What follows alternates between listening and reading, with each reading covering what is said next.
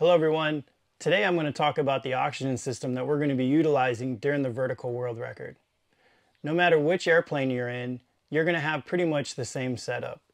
When you get in the airplane, there's going to be a leader or a hose that looks like this with a little orange connector on it.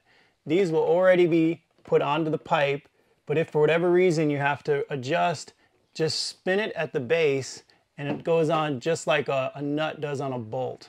So make sure it's nice and tight, and then once you get that and you get seated in your position, it's important that you don't modify your cannulus until you're in your exact spot, because this will only reach so far.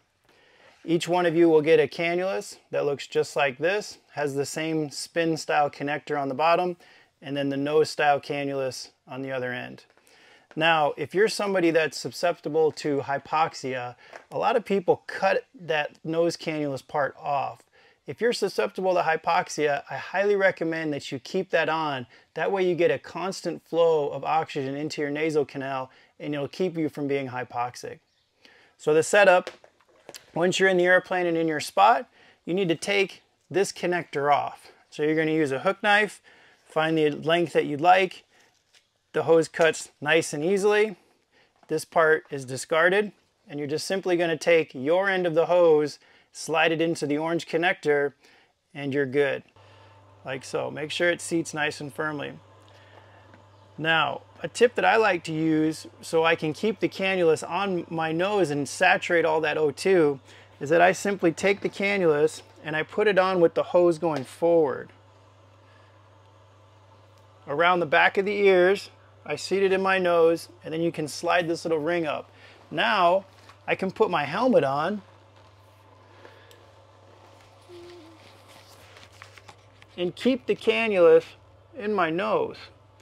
That way I'm absorbing all that O2, and now when it's time to go, I can take this part, stuff it in my jumpsuit, and now I'm pretty much in my spot still breathing the O2. When it's time to go, I simply undo the connector and I zip my jumpsuit up, and now I'm ready to go. Around 12,000 feet, the pilot will turn the oxygen on.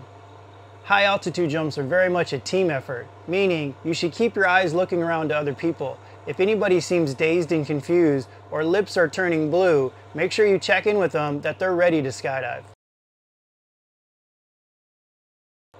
One of the most common complaints we get are from people in the back of the airplane saying they don't have any oxygen. Our systems are pressurized, meaning that each port is the same amount of oxygen. We have a flow meter on the front that indicates how much O2 is coming out of each port.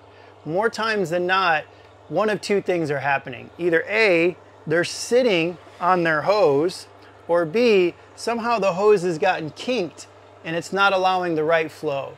So first thing to do, check the continuity of the hose from the pipe all the way to your cannulus. Now when it's time to go, make sure that you detach the cannulus and keep it with you. There are other operations that are going to be utilizing the airplane, and you don't want somebody stepping or handling your cannulus.